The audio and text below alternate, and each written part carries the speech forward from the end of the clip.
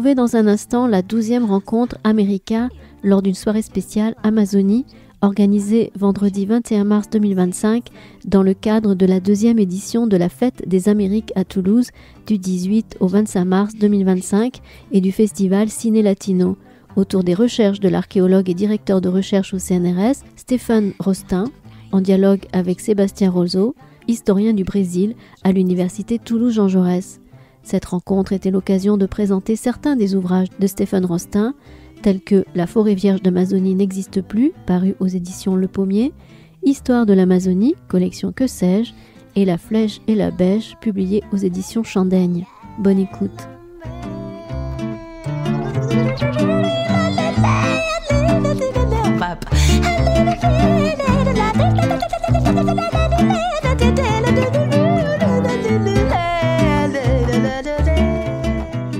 Bonsoir à toutes et à tous, je m'appelle Guillaume Godin et je suis historien. Je dirige un institut à l'université Toulouse-Jean Jaurès qui travaille sur les Amériques et qui s'appelle l'IPEAT.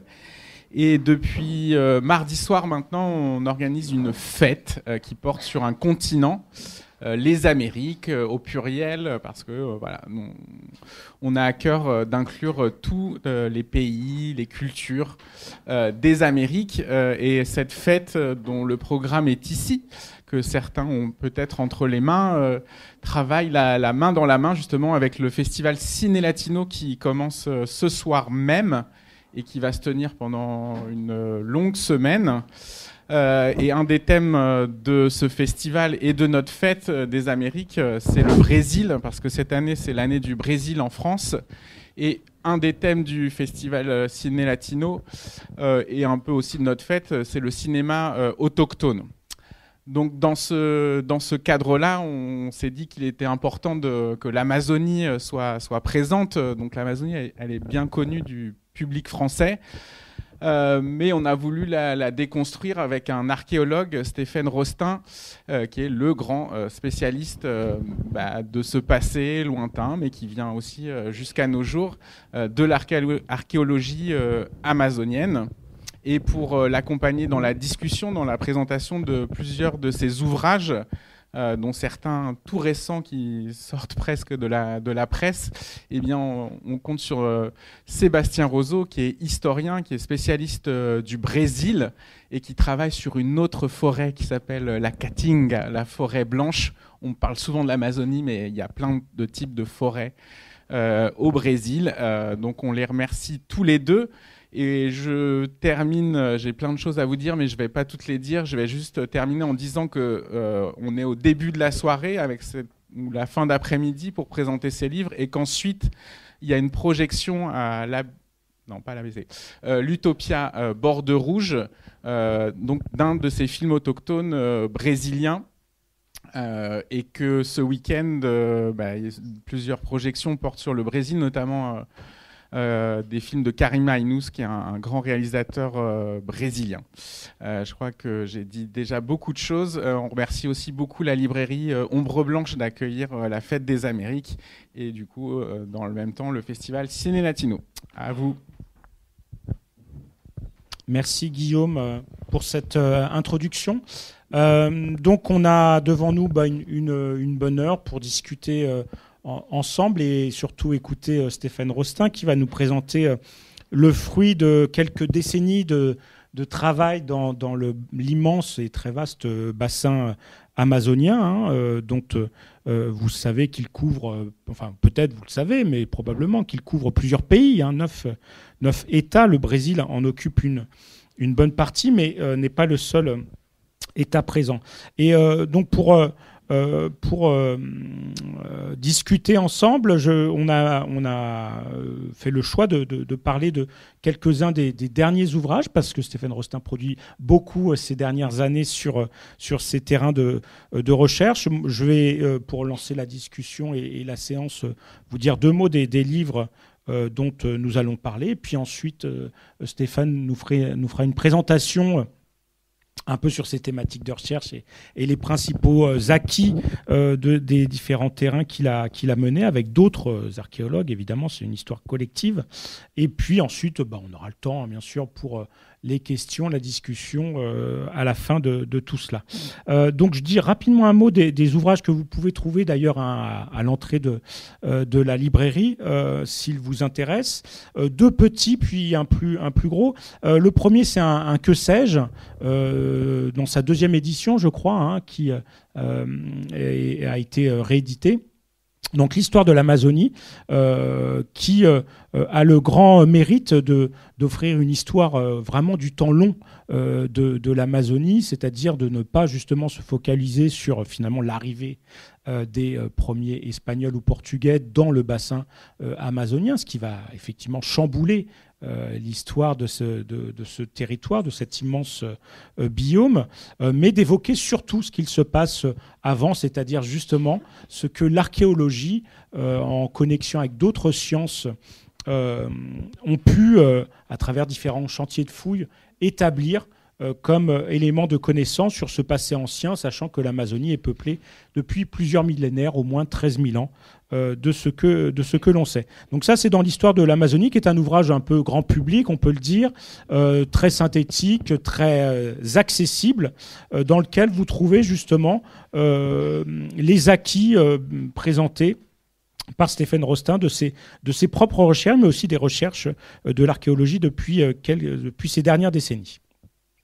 Le deuxième ouvrage, il paraît chez Chandaigne, qui est une maison d'édition assez célèbre. Il est paru l'an dernier, je crois, hein, chez Chandaigne. Donc La Flèche et la Bêche, une histoire recomposée de la Guyane, donc paru l'an dernier. C'est un petit ouvrage, là aussi accessible, très, très, très lisible. C'est un travail collectif, ici, hein, de Stéphane Rostin, François Renoux et Benjamin Yapara Batista. Et alors là aussi, cet ouvrage, il est très intéressant. Il porte donc sur la Guyane, et notamment la Guyane française, dont on méconnaît souvent l'histoire, qui n'est pas contemporaine. Hein. Et là, peut-être on en discutera. Cet ouvrage est d'autant plus intéressant qu'à partir de l'archéologie, il propose finalement une relecture de l'histoire des derniers siècles de la Guyane, en croisant en fait des approches qui en général s'ignorent un peu l'une l'autre, c'est-à-dire notamment les travaux de l'archéologie, les travaux de l'histoire à partir du moment où l'écrit fait son entrée, donc avec les premières expéditions de reconnaissance, les premiers récits de voyage, les premières missions religieuses, etc. Donc à partir du XVIe, XVIIe siècle. Et puis l'histoire orale, c'est-à-dire ce que finalement les populations autochtones racontent de leur propre passé, et comment en se faisant se rencontrer ces trois récits, on arrive finalement à proposer un nouveau regard sur cette histoire et sur le passé, notamment le passé guerrier, dont il est souvent question dans les récits historiques. Enfin, le dernier ouvrage que vous trouverez là aussi à l'entrée est beaucoup plus volumineux, beaucoup plus dense, beaucoup plus riche, aussi parce que c'est un beau livre avec beaucoup de documents illustrés, de photographies, de cartes, etc. Et c'est en quelque sorte une synthèse, en fait, collective. Là, c'est vraiment un ouvrage collectif sur les travaux les plus récents en archéologie dans tout le bassin amazonien. Et c'est l'occasion finalement de détailler ce que l'on trouve, notamment dans le Que sais-je, c'est-à-dire tout un tas de caractéristiques de ces chantiers de fouilles qui sont très singuliers, très différents de ce que l'on s'imagine lorsque l'on pense à fouiller des sites monumentaux en pierre, des pyramides mayas, aztèques ou autres, des sites incas. Là, Stéphane Rostin va vous l'expliquer, c'est une archéologie très différente, avec des méthodologies très différentes. Et tout cela donc est détaillé de façon très très fine dans cet ouvrage qui vient de paraître, je crois, il y a un mois, aux éditions de la Maison des Sciences de l'Homme. Donc on va un peu parler de ce que l'on trouve dans ces 3 ouvrages, de ce que l'archéologie nous enseigne, de cette histoire qui a longtemps été complètement ignorée, hein, au point que, et je dis un petit mot sur mes propres recherches qui dialoguent et qui justifient aussi la volonté que nous avions d'inviter Stéphane Rostin à ces rencontres, c'est que moi qui ai travaillé sur le Brésil au XIXe siècle et sur les intellectuels et les premiers historiens qui étaient aussi... pourquoi pas archéologues à leurs heures perdues, on était un peu tout au XIXe siècle, on n'était pas spécialisés. Et au XIXe siècle, il y avait l'idée pour les intellectuels brésiliens de se dire, bon, bah, alors les Mexicains ont trouvé des sites archéologiques extraordinaires, les Péruviens aussi, d'autres pays trouvent des sites incroyables, en Amérique centrale, il y en a plein. Et nous, au Brésil, on ne trouve pas de site, et ça serait bien de trouver un site monumental qui, au XIXe siècle, était pensé comme une possible origine, vous voyez, très glorieuse, très intéressante pour faire le récit de la nation brésilienne, vous voyez, depuis les temps précolombiens. Donc on a cherché une cité perdue, on a cherché en vain un site, vous voyez, monumental avec des pyramides, etc. Mais et voilà. Et donc on a fini par croire qu'il n'y avait rien en fait. Et il a fallu attendre finalement assez récemment pour qu'on se rende compte qu'il y avait beaucoup de choses cachées dans cette immense forêt tropicale. Stéphane, merci. Je te passe le relais. Alors c'est même pas caché, c'est sous nos yeux, sauf qu'on ne sait, le voir. On ne sait pas regarder. C'est ce que j'ai appris. Bonsoir. Et puis je voudrais d'abord remercier la librairie Ombre Blanche qui m'héberge et donc et qui me fait venir ici parce que j'aime bien parler d'Amazonie. Et le problème, c'est que c'est très souvent la première phrase que j'entends, c'est qu'est-ce que vous trouvez en Amazonie? Il n'y a rien. Moi, j'adore ce genre de questions dans lesquelles il y a déjà la réponse. Et donc, il faut après que j'explique qu'en effet, il y a beaucoup de choses. Et c'est pas... on a créé l'Amazonie. L'Amazonie, c'est un concept européen, occidental, et sûrement pas un concept autochtone. D'ailleurs, on devrait parler, on parlait des Amériques tout à l'heure, ce qui est vrai, parce que les Amériques, c'est quand même le seul continent sur Terre qui va du pôle Nord au pôle Sud. Donc, il traverse tous les biotopes équatoriaux, tropicaux, tempérés, etc. Et l'Amazonie, c'est à peu près pareil. L'Amazonie, ce sont 7 millions de kilomètres carrés au minimum, c'est-à-dire à peu près la taille de l'Europe, taille de l'Australie, exactement. Et donc, ce qui se passe en Basse-Amazonie n'a pas grand-chose à voir avec ce qui se passe dans l'Amazonie du Sud ou de l'Ouest. Et il y a des paysages différents, il y a des populations différentes et des développements radicalement différents. On pourrait même parler de différents bassins des rivières amazoniennes pour faire une classification. Et donc, c'est vrai qu'on est peuplé de préjugés. Hein. C'est comme nous qui avons inventé le concept de l'Indien, qui n'existe pas. Un de mes meilleurs amis qui est décédé l'année dernière, qui était autochtone et qui était devenu juriste pour défendre la cause autochtone, me racontait il y a 40 ans il avait été dans les homes pour enfants, les pensionnats pour enfants dont vous avez dû entendre parler en Alaska, au Canada, pardon. Il y en avait aussi en Guyane. Alors, on s'est ému de ce qu'ils avaient fait au Canada. S'ils sont fermés pourtant depuis des décennies. Hein. Et en France, on en avait encore en Guyane, et le dernier a fermé en septembre 2023. Donc, il me racontait qu'un jour, des gendarmes, il avait 6 ans, ont débarqué dans sa maison et l'ont emporté pour le mettre dans un pensionnat religieux où il a souffert le diable, c'est le cas de le dire, et qu'il en est sorti à 16 ans. Et il me disait, j'étais ni indien ni blanc, j'étais plus rien. Il avait un problème, il me disait, le problème c'était quand même l'instrument de la salvation était aussi l'instrument de la punition. Parce que quand les bonnes sœurs lui disaient que sa salvation viendrait avec la Bible, donc il fallait lire la Bible et que c'était la salvation, mais quand il était puni, parce qu'il était un peu turbulent, on le mettait à genoux par terre, les bras tendus avec la Bible sur les mains. Et donc, il fallait qu'il reste les bras tendus, ce qui était très douloureux. Et il ne comprenait pas comment le même livre pouvait servir à punir, mais aussi à récompenser. Pour lui, c'était un concept qui l'échappait complètement. Soit les esprits sont malins, méchants, soit ils sont gentils, mais pas les deux à la fois. Et bref, il en a beaucoup souffert. Et nous, on n'a pas su regarder la société autochtone, on n'a pas su les écouter. Et c'est peut-être notre plus grand tort. Et quand j'ai commencé, je racontais ça hier, à travailler en Guyane, en 85, j'avais déjà fouillé auparavant au Mexique, au Guatemala. Et dans mon université, c'était les Mayanistes qui étaient les seuls représentants de l'archéologie américaine. Et mon prof m'a dit, mais qu'est-ce que tu fais là-bas? Il n'y a rien, tu n'auras jamais de boulot, laisse tomber l'Amazonie. Il m'avait sorti ça. Et comme moi, je suis breton, ben, j'écoute toujours les conseils, mais comme je suis breton, j'en tiens jamais compte.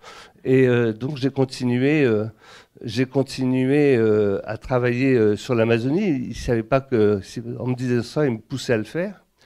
Et je suis arrivé comme tout le monde, avec des préjugés, sans la connaître. C'est vraiment notre caractéristique, c'est qu'on ne connaît pas l'Amazonie, mais on est sûr de regarder le cinéma qui présente l'Amazonie. Pas ce soir, justement, ça va être un peu différent. Vous allez voir, c'est une autre réalité, une autre temporalité. Mais nous, notre cinéma, c'est des piranhas, des anacondas, des cannibales, des cités d'or et des aliens aussi souvent. C'est donc tout et n'importe quoi, mais surtout pas des vraies observations. Et c'est pour ça que depuis la dernière fois que j'ai vécu longtemps en Amazonie, et je suis rentré en 2014, la dernière fois, j'ai vu qu'il n'y avait pas de livre sur l'histoire de l'Amazonie. Enfin, c'est pas vrai, il y en avait deux. Le Gerbrandt d'un collection découverte Gallimard, excellent. Le Soublin, sorti en 2005, sur l'histoire de l'Amazonie. Très bien, écrit les deux. Sauf qu'il commence en 1500. C'est-à-dire avant ça, le déluge, quoi. C'est quand l'homme blanc quand la main de l'homme blanc met le pied sur l'Amazonie, ça commence. Mais avant, il n'y avait rien. Et je me suis dit, c'est pas possible qu'on raconte pas l'histoire d'avant. Mais c'est vrai qu'il n'y avait pas d'archéologue sur l'Amazonie, donc je me suis dit, c'est à moi de le faire. Et depuis, je publie beaucoup pour le grand public. Alors, quelques livres académiques aussi, mais surtout pour le grand public, parce que les gens ne connaissent pas. Enfin, c'est quand même vous qui me payez, donc c'est normal que je vous rende quelque chose à la fin. Parce que beaucoup d'archéologues vont jusqu'au cocktail dans les congrès où il y a des pince-fesses, et ça s'arrête là. Mais je pense qu'il faut aller un peu plus loin, et qu'il faut rendre sous forme d'exposition, de livres ou de conférences, le produit de nos recherches, parce que c'est intéressant. Et donc, c'est ce que j'ai fait dans ces livres. Alors, je ne l'ai pas fait seul, celui-là. Tout ce qui était en blanc a disparu. C'est bon. Bah ouais. C'est pas grave. Voilà Carla Jaime Betancourt, qui est une collègue et amie bolivienne, qui a fait un peu comme moi, qui a trahi la cause officielle pour ne pas travailler sur Tiwanaku. Tous les archéologues boliviens travaillent sur Tiwanaku, donc un grand site dans les Andes, et elle est allée dans les basses-terres, travailler dans les llanos, les grandes prairies, les savanes inondables des llanos. Et elle est la première bolivienne à travailler sur les basses-terres, quasiment, en archéologie. Et elle est professeure à l'université de Bonn, en Allemagne. Et on a fait ce livre ensemble, et on a invité une vingtaine de chercheurs pour discourir sur les grandes nouveautés de l'Amazonie. Alors je suis désolé, c'était écrit en blanc et c'est passé en noir. Donc, tout va partout. Donc c'est pas grave, hein. Vous n'aurez pas les titres sympas que j'avais trouvés. Oui, je dis. Alors ça, c'est un peu avec ça que j'avais envie d'ouvrir le livre du passé amazonien, puisque ce sont des peintures rupestres qui ont été découvertes assez récemment dans le centre de l'Amazonie colombienne. Le site de Chiribiquete, celui de la Lindosa, qui avait été découvert en 1948 par Gerbrandt, justement, quand il avait fait l'expédition Orénoque Amazon, mais qui n'avait intéressé personne à l'époque. Et vous voyez, ces parois, on arrive, on voit un zoo d'êtres bizarres, incroyables, et les plus anciennes peintures, qui sont sans doute celles qui sont effacées, remontent à 13 000 ans. Donc, depuis 13 000 ans, il y a des gens qui sont venus peindre ces pictogrammes qui sont probablement des mythes racontées par des chamans et vivre. C'est souvent des endroits où il y a peu d'autochtones. Parce qu'ils sont sur des tépouilles qui sont des formations, des espèces de plateaux qui ont surgi des entrailles de la Terre il y a 180 millions d'années et qui montent parfois à 1000 ou 3000 mètres d'altitude. Hein. C'est là d'ailleurs que Conan Doyle a placé Son Monde Perdu, parce que c'est des formations très étonnantes de grès qui sont complètement altérées. Et donc là, ils ne montent pas à 1000 mètres, ils sont à 300 mètres d'altitude, mais c'est déjà pas mal. Et il y a toutes ces peintures. Et finalement, les premiers humains à mettre le pied en Amazonie ont commencé par peindre leurs mythes sur ces lieux. Et l'Amazonie, on la voit toujours comme une terre débitrice des cultures, des innovations qui viennent des Andes. Parce qu'on se dit... ça vient d'où? Ça vient d'un paradigme qui est né dans les années 30 aux États-Unis, qui s'appelle le déterminisme environnemental, qui dit que la géographie décide de la culture. C'est-à-dire que si vous naissez dans des terres favorables, les pays tempérés par exemple, vous allez pouvoir créer des civilisations. Si vous êtes dans des terres difficiles comme la forêt, le désert, ben vous resterez au niveau tribal, quoi. Alors c'est très séduisant, évidemment, de pouvoir connecter l'environnement avec la culture, sauf que c'est complètement faux. Mais ça a quand même été utilisé pendant plus de 60 ans par les archéologues travaillant en Amérique du Sud pour dire les grandes civilisations Incas sont sur les montagnes, et puis quand on descend, on tombe avec des tribus, quoi. Et on arrive même dans le cône sud, dans la pointe argentine, Chili, chez les Yagans, qui sont nus et qui pêchent à main nue, des bêtes, quoi. Et tout ça a été bien imprimé dans l'esprit des scientifiques. Et c'est peut-être le premier combat que j'ai mené, mais avec d'autres collègues à moi, dans les années 80, pour faire tomber cette espèce de paradigme qui encrassait les cerveaux des chercheurs. Il y a eu des anthropologues qui ont participé aussi un peu à ce renouveau, les Descola, Bill Ballet, Darrell Posé, des gens qui ont dit ce sont des civilisations, ce ne sont pas des tribus. Déjà, ça avait ce côté tribu. Et donc, on peut voir avec le temps que beaucoup d'innovations, les plus anciennes céramiques des Amériques proviennent d'Amazonie. Ici, dans le bas Amazon, vers l'île de Marajo, vous avez des céramiques qui ont plus de 7000 ans.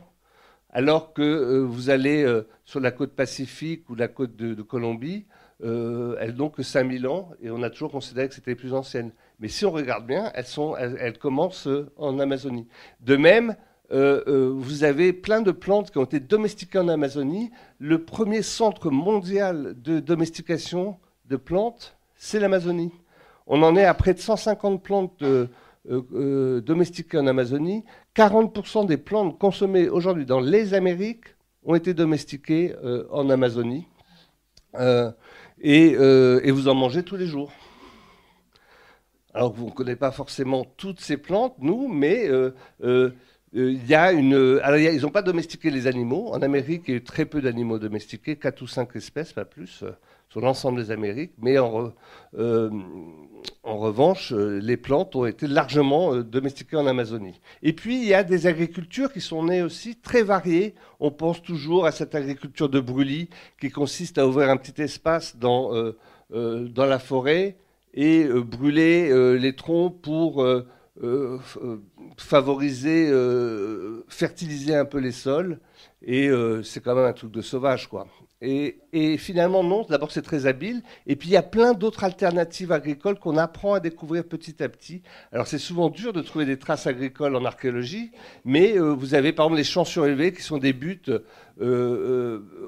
pas très hautes, mais qui sont faites dans les savanes inondables pour cultiver au-dessus du niveau d'inondation dans des zones mal drainées.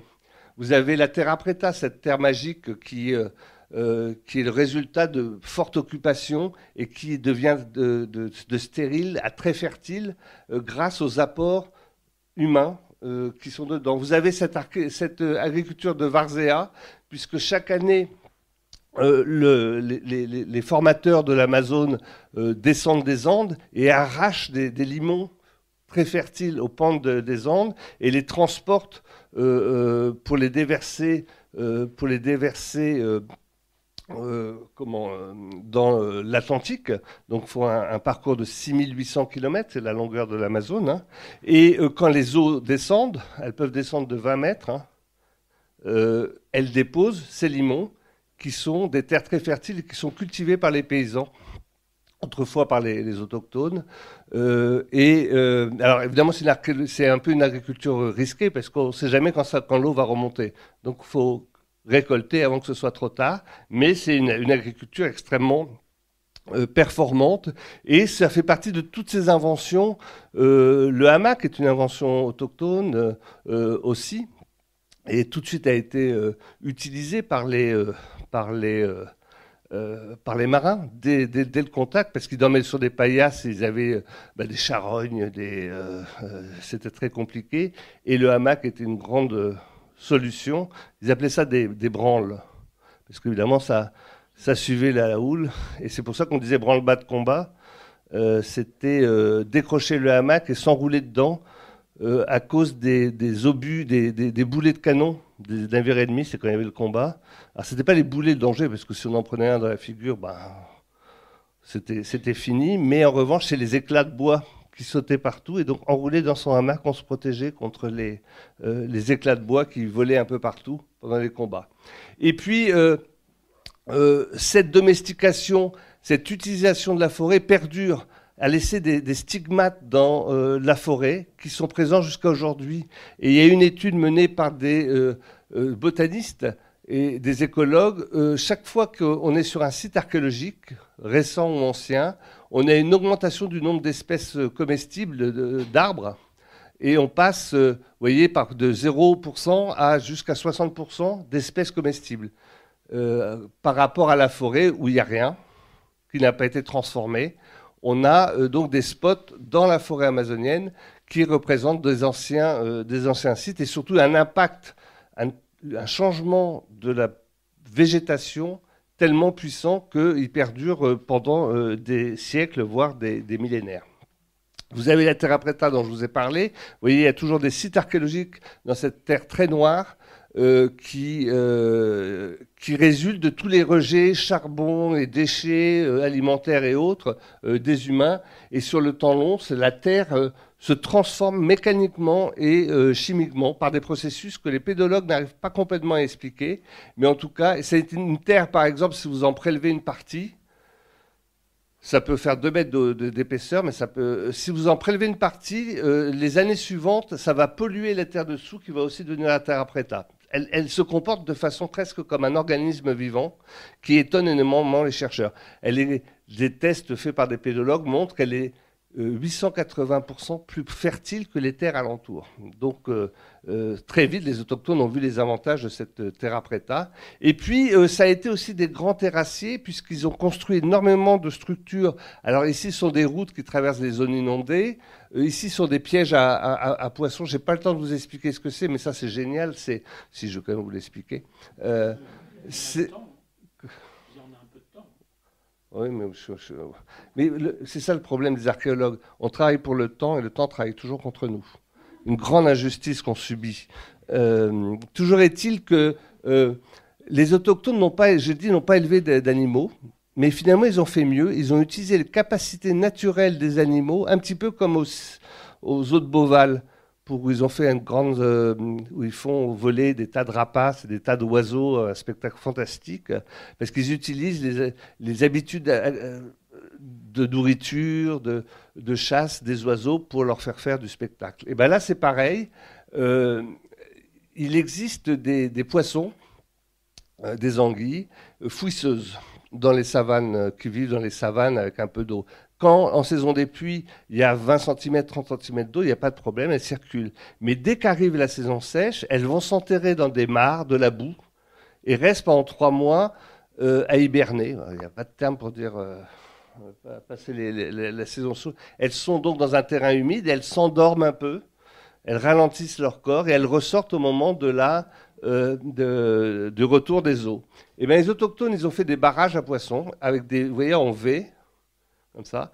Et donc, les anguilles ne peuvent pas passer, sont obligées de passer dans ces portes et arrivent dans des mares et vont s'enterrer. Ils se sont fabriqués des réserves d'anguilles vivantes. Et durant la saison sèche, ils peuvent aller prélever les anguilles qui sont enterrées pour les manger. Parce que pour eux aussi, c'est dur en saison sèche.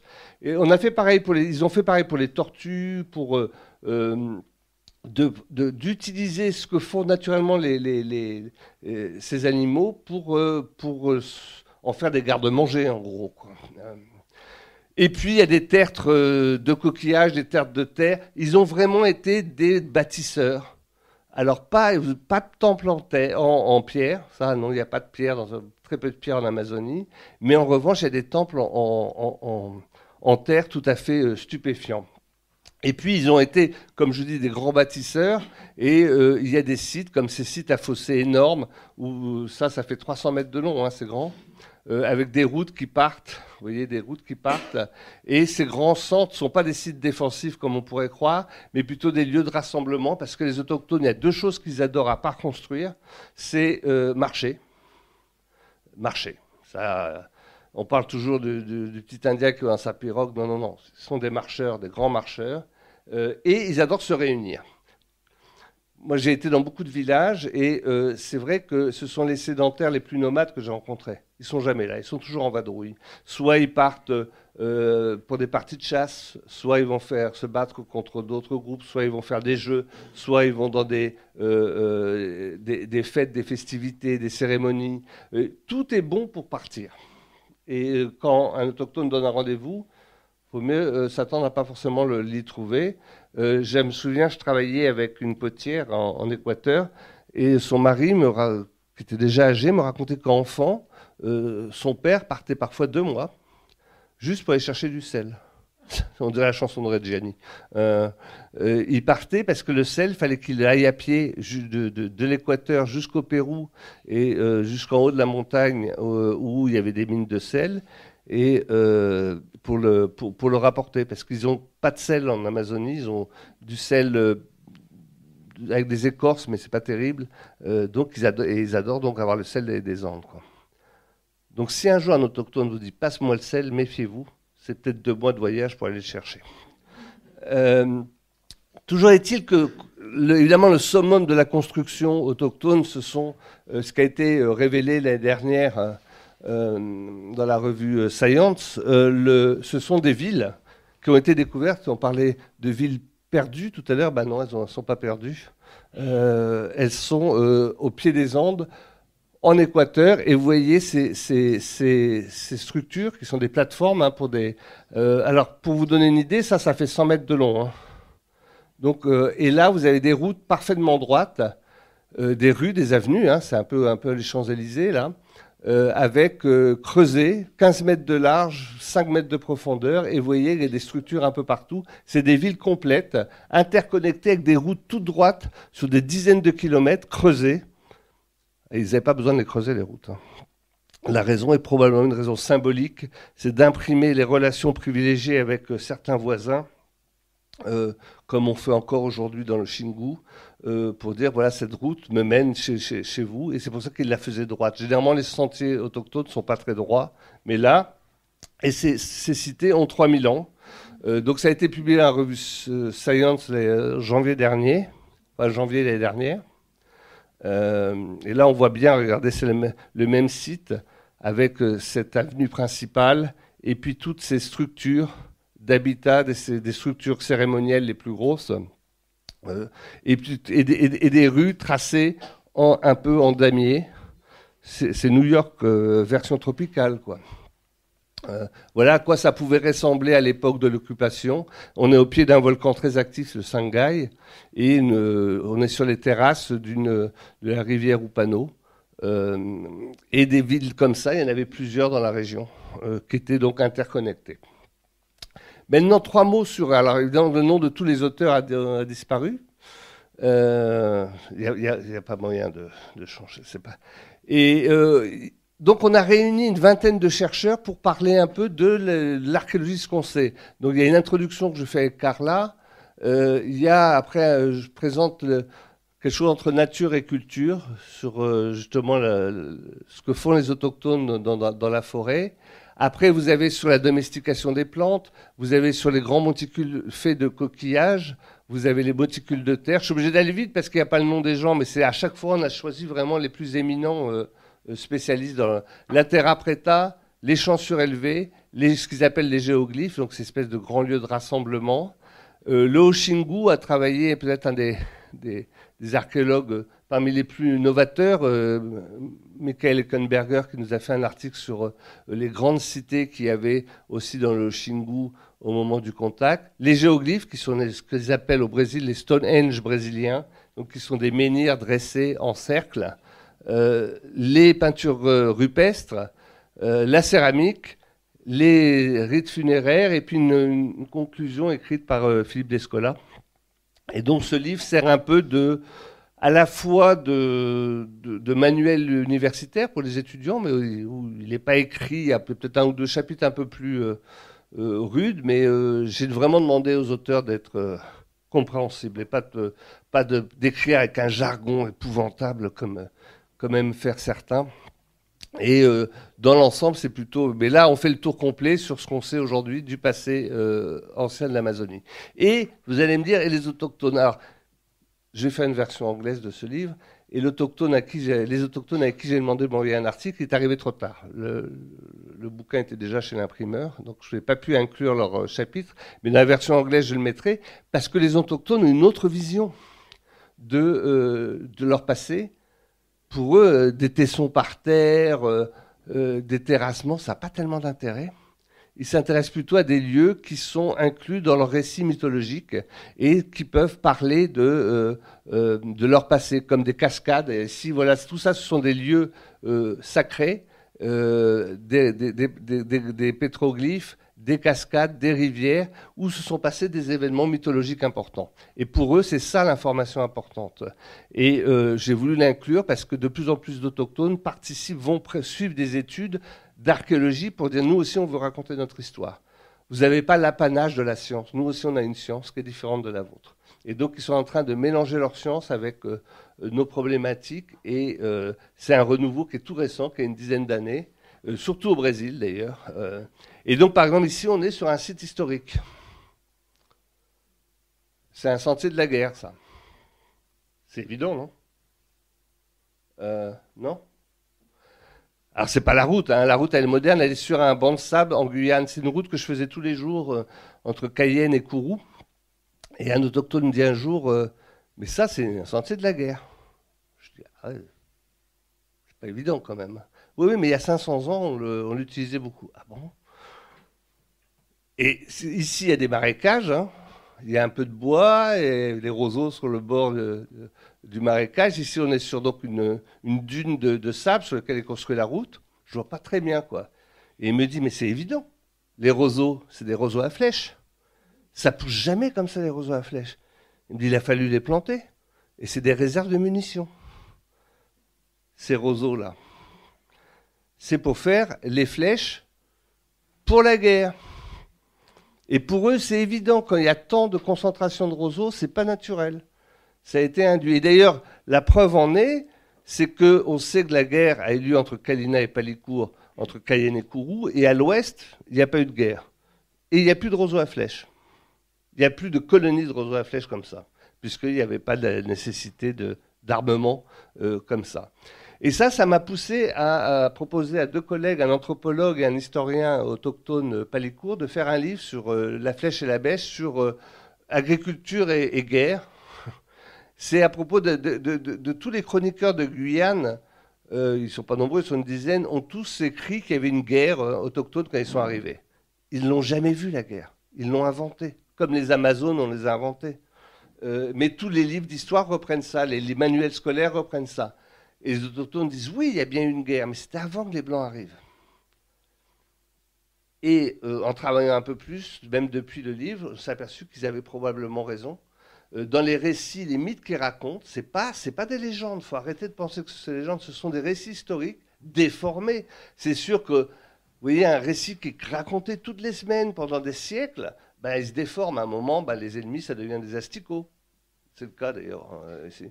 Et puis, les héros, c'est soit des jaguars, soit des ananas. On est dans un monde, le récit s'émerveille, j'aime bien dire qu'il s'émerveille, il va prendre des êtres un peu différents pour représenter les héros ou les victimes. Mais c'est raconté tout le temps et c'est toujours le même récit historique qui est raconté. Il parle d'une sécheresse qui, à mon avis, a impacté... donc il faut savoir écouter les chamans qui racontent ce texte. Il faut savoir que les textes officiels, ça c'est des livres de classe de Guyane. Vous voyez un peu ce qu'ils font? Vous voyez bien que c'est un livre en couleur. Et pour parler du passé autochtone, on va mettre que des photos en noir et blanc, des photos en noir et blanc pour bien montrer que c'est des archaïques, des sauvages.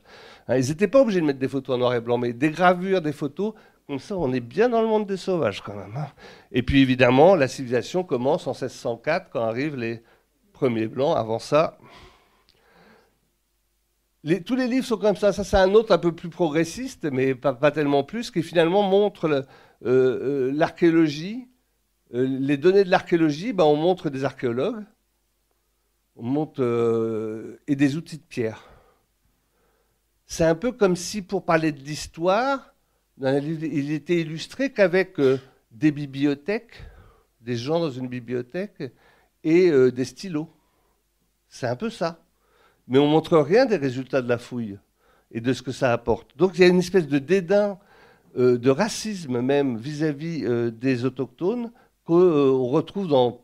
Il n'y a pas qu'en Guyane, hein, c'est dans tous les pays amazoniens. Si vous saviez comment les gens des Andes parlent des autochtones de la forêt, c'est terrible.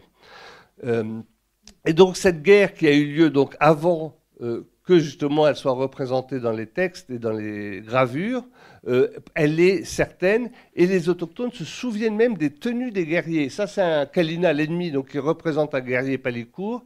Et ça, j'ai fait ça d'après le témoignage des Palicourt, qui parle d'une cuirasse, d'un casque et de l'armement qui accompagnait ces guerres. Des jambières, aussi des brassières, pour se défendre en latte d'amourette, qui a un bois assez dur et pas trop lourd. Et ils ont, ça c'est très présent dans leur quotidien. J'ai dit qu'il y avait eu une action, cette guerre elle a sans doute été provoquée parce qu'il y a eu une grande sécheresse et les champs surélevés, ici vous avez un village Kalina actuel, les champs surélevés, ceux-là ils ont 1000 ans, hein, ils sont abandonnés évidemment, ont dû, au moment où ça s'achève, cette agriculture qui est tellement efficace, ben, quand il y a une longue période de sécheresse de plusieurs années, et elle perd de son efficacité et donc le danger vient avec la chaleur. Et donc il y a une espèce de logique, ça a été confirmé par des carottages paléoclimatiques qui montrent qu'au XIVe siècle, il y a eu une sécheresse. Et le récit, et l'abandon des champs surélevés, c'est aussi au XIVe siècle, et la guerre, c'est juste avant l'arrivée des Occidentaux. Donc c'est un peu convergent les données des différentes sources archéologiques. Je voulais parler de cet autre livre que j'ai beaucoup aimé écrire, où j'essaie de comparer, puisque la forêt vierge d'Amazonie n'existe pas, ça c'est vrai, c'est un fait, elle n'est pas vierge, déjà. Ça c'est un vieux mythe occidentale. Et j'ai voulu ici comparer, montrer les actions des autochtones dans la forêt et ce qu'ils ont, comment ils ont fabriqué une partie de cette forêt et comment nous, on l'a détruite en 500 ans. Ils ont mis 13 000 ans pour favoriser la biodiversité, on a mis 500 ans pour la détruire. Et d'ailleurs, comme je disais hier, c'est pas nous qui l'avons détruite, on a demandé quasiment aux autochtones eux-mêmes de couper les bois et de ratiboiser leur forêt, surtout, alors plus que la forêt amazonienne, la forêt atlantique, celle qui était sur le front de mer du sud-est du Brésil. Mais on a été quand même assez violents nous-mêmes, avec l'extractivisme, on a beaucoup collecté, coupé pour les bois précieux. L'orpaillage a été terrible aussi, et continue à faire des ravages, que ce soit en Guyane ou au Pérou. Le pétrole, évidemment, là c'est Correa, le président de l'Équateur il y a 10 ans, qui montre parce qu'on est quand même super sympa, on disait aux Indiens, c'est très bien les flaques de pétrole, l'épandage des déchets de pétrole, on le mettait sur les routes Et on disait aux Indiens, c'est très bon pour la peau. Je ne vous dis pas le nombre de cancers qui ont explosé depuis, quoi. Il y a un cynisme dans les grandes compagnies qu'on n'imagine pas. Et puis, les barrages qui sont extrêmement destructeurs, les grands barrages hydroélectriques qui sont extrêmement destructeurs, surtout au Brésil. Et donc, cette Amazonie, on a quand même été très bon. Hein. En moins de 3 siècles, on a réussi à la rendre invivable et probablement en cours d'agonie actuellement. Et avec ça, je suis désolé, j'ai été un peu plus bavard, moi qui suis plutôt un taiseux. Non, faut pas sur ce coup-là, faut peut-être pas me croire. Mais on peut passer à des questions si vous en avez. Oui, bah on va ouvrir si tu as terminé un peu. Ah bah voilà, j'ai terminé là. Super. N'hésitez pas, du coup. Hein, beaucoup de sujets, de thématiques, de pays ont été abordés. Donc si vous avez des questions pour en savoir plus sur tel ou tel aspect, vous pouvez vous manifester. Il n'y a pas de sottes questions, il n'y a que des sottes réponses parfois. Oui, bonsoir. Je voudrais savoir s'il y a d'autres facteurs comme l'élevage qui ont pu jouer un rôle dans la déforestation. Ah, essentiel. 90% de la déforestation au Brésil est pour l'élevage. C'est pour mettre des pâturages. Et ailleurs aussi, là où je travaillais dans le Lupano, là je vous ai montré les cités que j'ai trouvées là-bas, c'était des champs. Une partie de la forêt avait été déforestée d'abord pour récupérer les espèces de bois précieux. Et ils font d'une pierre deux coups, puisqu'on replante du pâturage pour les vaches. Alors là, ça s'appelle du gramaloté. Les plantes, elles font 2 mètres de haut. Mais c'est fait pour ça. Et au Brésil, c'est vraiment la grande. Alors, il y a un peu de plantation de soja, mais la grande majorité, c'est pour l'élevage. C'est un peu le cas aussi en Colombie. Ça dépend des pays. Chaque pays a une politique amazonienne différente, mais toutes se rejoignent pour la détruire. C'est unanimement partagé dans les 9 pays amazoniens. Merci beaucoup pour la présentation. Moi, j'avais 2 questions. Et la première, c'est que je fais un cours qui commence un peu par là, quand je fais l'histoire des Amériques. Et j'ai vu que des recherches récentes, je pense que tu as mentionné, font remonter la présence humaine dans l'Amazonie assez longtemps. Et je crois que ça fait débat, des artefacts qui ont été retrouvés. Et comme tu as parlé de moins de 7000 pour la céramique, je voulais savoir si c'est bouillant comme question pour les archéologues de faire remonter à une date ou pas la présence humaine dans cette région. Alors, oui et non. Non, 13 000, c'est la moyenne basse. C'est 12 600 exactement, la plus vieille datation qu'on ait avérée en contexte archéologique, notamment des peintures. On a retrouvé un niveau, c'est mes collègues Gaspard Morcoté Rios, qui est colombien. Il a trouvé à 2 mètres de profondeur, 3 mètres de profondeur, un niveau daté de 12 600 avec des boulettes de colorants qui ont servi pour les peintures. Donc là, il y a une certitude, mais c'est vrai, c'est pas tellement en Amazonie, c'est en plus au sud, au Brésil, dans le Minas Gerais ou dans le Rapé da Furada, où là, on parlait de 20 000, 30 000, le Mato Grosso aussi, 20 000, 30 000, 60 000, et là, c'est beaucoup plus fragile, et notamment associer des cailloux cassés qui peuvent être cassés naturellement pour en faire des outils. Là, il y a des débats avec les tenants de quelque chose de plutôt raisonnable, on va dire, enfin raisonnable. Quand il n'y a qu'une date comme ça qui sort d'un peu n'importe où, c'est difficile de l'admettre, et puis d'autres qui veulent absolument repousser. Il y a beaucoup d'archéologues qui aiment le plus vieux, le plus grand, le plus... qui sont dans Monsieur Plus un peu. Et moi, je m'en tiens à ce qui est avéré à plusieurs endroits et qui ne porte pas à débat. Donc 13 000, c'est plutôt la valeur la plus basse. Mais ça veut dire que ça a été peuplé très vite, puisque la pénétration des Amériques remonte à 20 000, 13 000, et ils ont été bloqués pendant longtemps par l'énorme glacier qui recouvrait les Amériques. Maintenant, on a l'hypothèse qu'ils ont peut-être fait du cabotage le long de la côte pacifique pour aller assez vite vers l'Amérique du Sud. Ils ont peuplé, entre le moment où ils pénètrent, alors 24 000 en Alaska, et le moment où on les voit apparaître à 14 000 en Amérique latine, c'est rapide quand même pour faire ça. Mais c'est encore un sujet, ils aiment bien se battre là-dessus, c'est leur problème. Hein.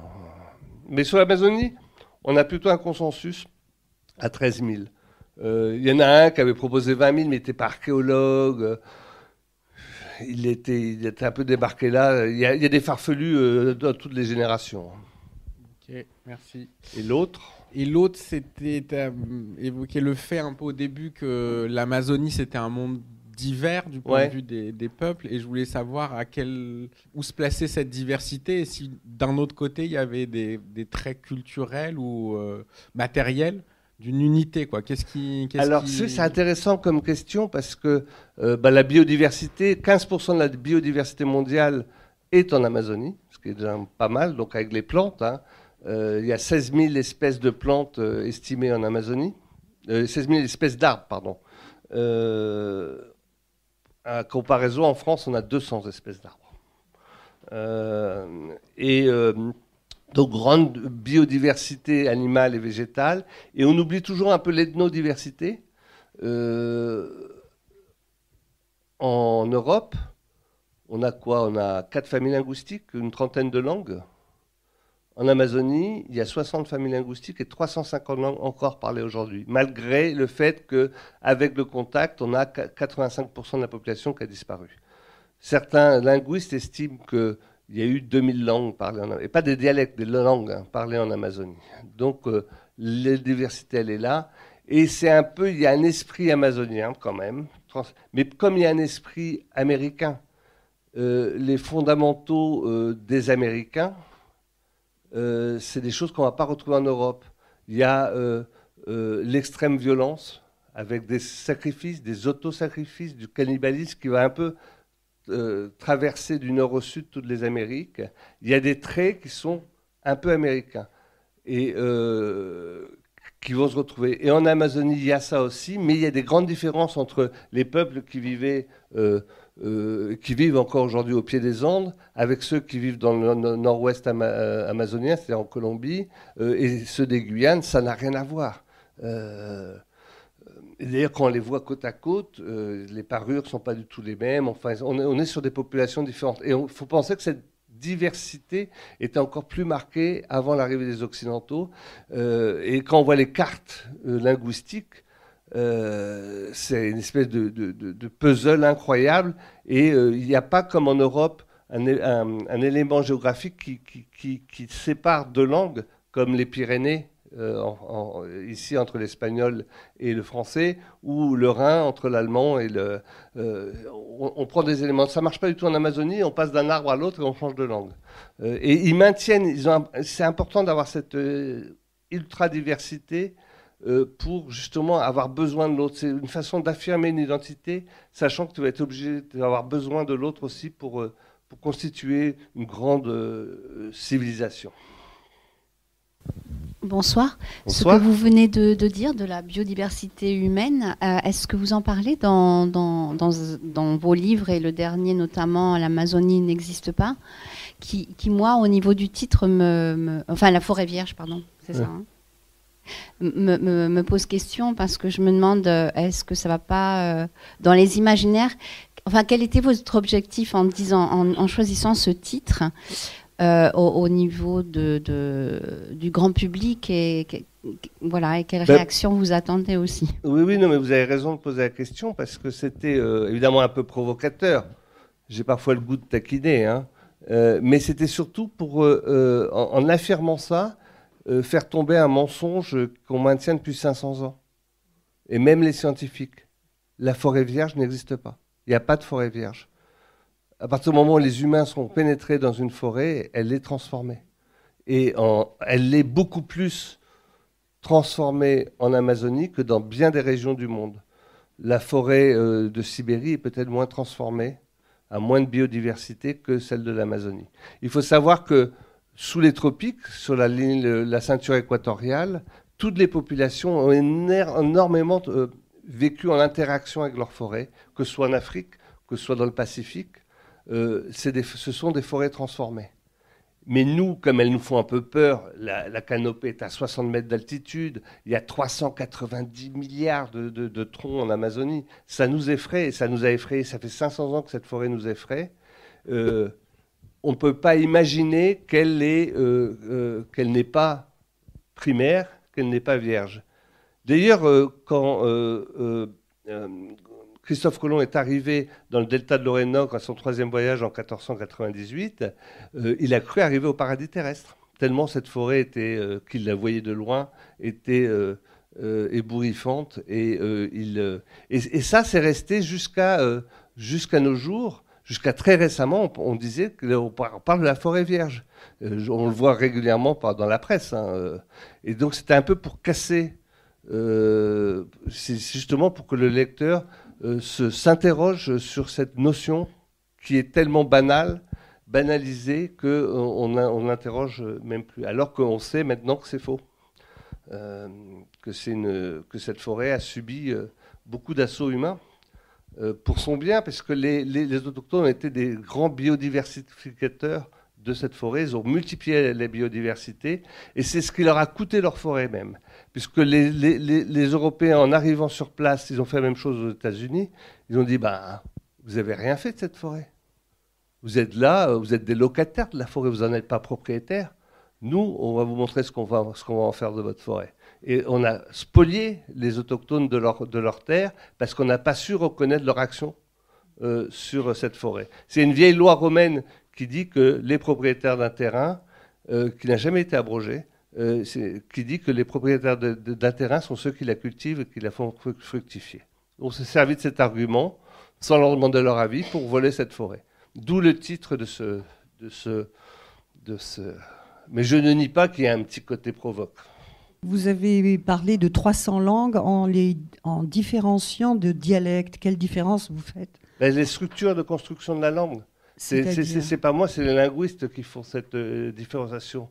Un dialecte n'a pas une grammaire précise, aussi bien construite que pour une langue. Il y a des éléments qui font qu'on distingue dialecte de langue. Il y a des études de ces langues qui ont été Oui, bien sûr. Elles sont encore parlées. Ah, oui. Il y en a 350 qui sont encore parlées. Alors ça varie évidemment, puisque des peuples qui disparaissent. Avec le Covid, il y a quelques nations qui ont disparu.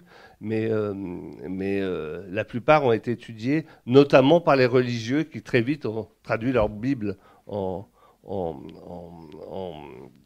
langue amérindienne, quoi. Il y avait une question tout au fond aussi. Bonsoir. Moi, j'avais une question parce que vous parlez de notions banalisées et je me demandais à quel point dans votre secteur de recherche, à quel point est-ce qu'on peut aussi retrouver dans tous ces ouvrages un langage vraiment décolonial. Par exemple, vous avez dit autochtone depuis le début, mais je sais qu'on continue de dire aussi les Indiens, alors que c'est complètement colon comme terme. Et voilà, je voulais juste savoir. Petite curiosité. Alors, ça dépend des langues. Indigène, c'est en anglais. Il ne pose aucun problème, indigénus. En français, c'est très connoté. C'est des habitudes. Et là-dessus, les anthropologues sont très vigilants. Ça fait longtemps qu'on ne dit plus indien, même si entre nous, parfois, on dit ça. On dit encore amérindien, il y en a qui n'aiment pas. Mais à partir du moment où les autochtones eux-mêmes se traitent d'amérindiens entre eux, je le fais aussi. Et la fédération amérindienne de Guyane n'a pas changé son nom, c'était facile, c'était un A aussi, ils pouvaient mettre autochtone. Et ils ont gardé amérindien parce que autochtone, ça inclut les Noirs marrons, les populations quilombos, les Cabocs, ce sont les indigènes dans le sens étymologique, les autochtones. Et en disant, quand moi j'utilise amérindien, c'est justement pour spécifier les Amérindiens des autres populations autochtones de l'Amazonie. Mais en ce moment, c'est le terme autochtone qui... Mais ça change souvent, il y a des effets de mode quand même. Parce que très bientôt, on dira autochtone, quand même, il ne faut pas le dire. Il y aura 1000 raisons de ne pas le dire. Mais même les autochtones changent de nom régulièrement. Il y a eu un mouvement depuis 30 ans où les autochtones veulent... La plupart des autochtones étaient appelés du nom de leurs ennemis. Parce que quand ils voyaient les premiers blancs, ils disaient... T'es un ennemi, t'es un ennemi, t'es un ennemi. Alors, par exemple, ils disaient Galibi, Galibi. Ou Jivaro, Jivaro. Et comme ça, on les a dénommés de ce qu'ils disaient. Ils se présentaient. Je dis, non, c'est les ennemis qui désignaient. Nous désignaient nous comme de potentiels ennemis. Et donc maintenant, ils récupèrent les Jivaro. Maintenant, il faut dire Ant Shicham, qui est le terme consacré par eux. Donc ça, on les emploie. Donc selon les langues natives, ça marche plus très bien non plus en anglais. Il y a vraiment des changements et il faut suivre. Et moi, ça fait longtemps que j'emploie autochtone ou amérindien quand c'est ciblé dans ce cas-là. Bonjour. On aurait voulu savoir, je traduis à un ami, si il y a certaines plantes qui étaient considérées comme des divinités, comme ils ont pu, dans certaines communautés, penser que certains animaux étaient des divinités ou... Alors, non, il n'y a pas certaines plantes qui sont considérées comme des divinités. Toutes les plantes sont considérées... les populations amazoniennes, aujourd'hui en tout cas, sont animistes. C'est-à-dire qu'elles prêtent une âme à tout être vivant ou non vivant. Une âme comparable, c'est la physicalité, c'est l'aspect qui est différent, mais les animaux, les plantes, les montagnes, les rivières ont une âme. Et ils ont même des maîtres souvent, des esprits maîtres, qu'on appelle les maîtres de la forêt, les maîtres des jaguars, les maîtres... et donc on leur prête, quand on va à une chasse, on va demander au maître de l'animal qu'on veut chasser s'il nous autorise à faire un prélevé dans son...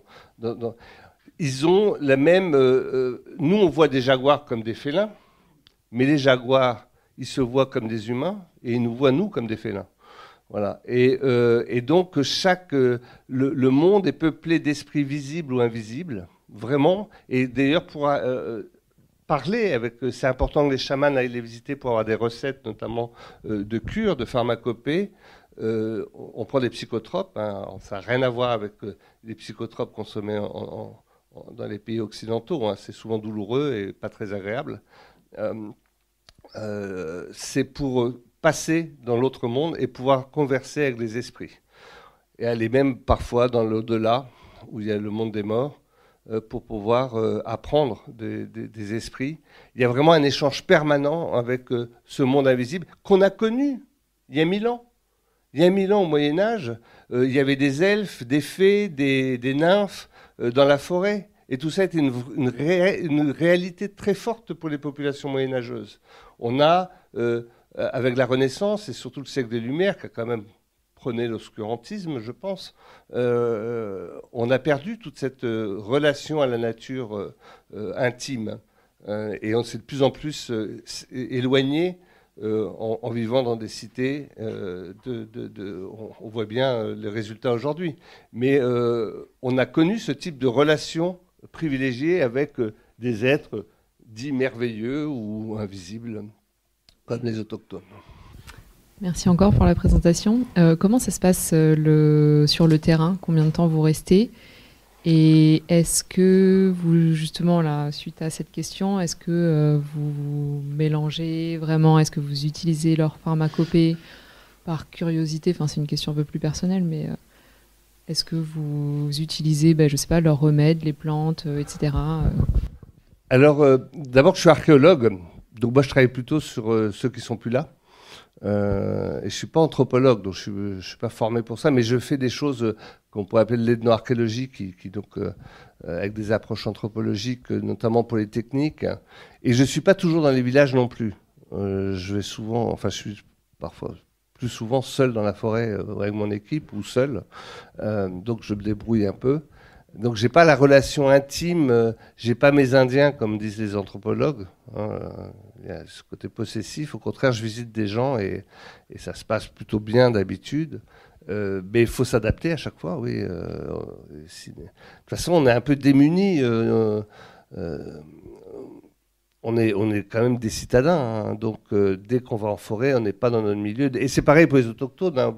Moi, j'ai vécu 20 ans en Amérique du Sud, à Quito, quand je voyais on reconnaissait les autochtones qui venaient pour la première fois en ville, parce que sur le périmétral, comment dire, le périphérique, vous les voyez, et pour traverser, il y a plein de bagnoles, donc ils traversent les mains comme ça, quoi. Et ils ne sont pas à l'aise du tout, ils ne savent pas. Mais et nous, on est pareil en forêt, on est nuls. Vous avez beau travailler longtemps en forêt, vous êtes... Puis alors nous, on est un peu obsessionnels, les archéologues, hein. On regarde vraiment notre trou tout le temps, quoi. Donc j'ai appris à regarder aussi le paysage assez vite, puisque j'ai fait... la troisième année où j'étais en Guyane, j'ai fait des survols en ULM où j'ai découvert les champs surélevés qu'on ne voyait pas au sol, donc il fallait vraiment survoler. Donc j'ai appris à lire le paysage, et puis j'ai surtout petit à petit perdu beaucoup d'a priori que j'avais sur l'Amazonie. Ça a mis du temps, j'en ai encore, hélas. Donc c'est un long apprentissage, à vrai dire, la forêt. Mais on est un peu obsessionnel sur notre terrain archéologique. On n'est pas toujours très raisonnable. On est tellement pris par ça. Et donc, les autochtones, c'est aussi j'ai toujours eu des amis autochtones, mais depuis quelques années, j'ai appris aussi à reconsidérer leur savoir, leur mode d'approche scientifique qui est différent du nôtre, et que j'essaie de montrer, de co-signer des livres avec eux, justement, pour les associer, pour associer leur savoir au nôtre. C'est pas toujours facile à faire, mais je pense que c'est un peu... ces 40 ans d'exercice de l'archéologie en Amazonie m'ont amené là, quoi. Bien, voilà. Écoutez, on va remercier une dernière fois Stéphane Rostin pour cette présentation, et donc n'hésitez pas à aller voir les livres si vous voulez bien sûr en savoir plus. Merci. Il s'agissait d'une rencontre avec l'archéologue Stéphane Rostin, enregistrée à la librairie Ombre Blanche dans le cadre de la 2e édition de la Fête des Amériques à Toulouse, organisée par l'IPEAT, Institut pluridisciplinaire pour les études sur les Amériques à Toulouse, enregistrée vendredi 21 mars 2025 et réalisée et mise en onde par Radio Radio en collaboration avec Radio Radio Plus et Radio Terre.